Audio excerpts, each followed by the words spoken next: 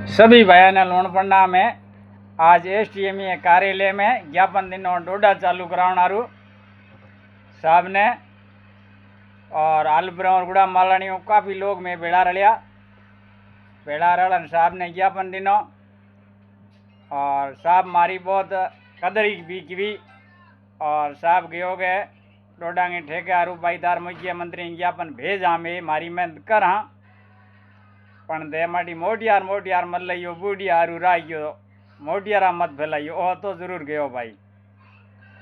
और सब भाई थई सपोर्ट करियो। हर पंचायत में तहसीलदार स्थल माते एसटीएम ने हर जगह ज्ञापन दो और हर जगह सपोर्ट करो। आमनी बात भाई मजबूती राखनी है और मजबूती पेश करनी है।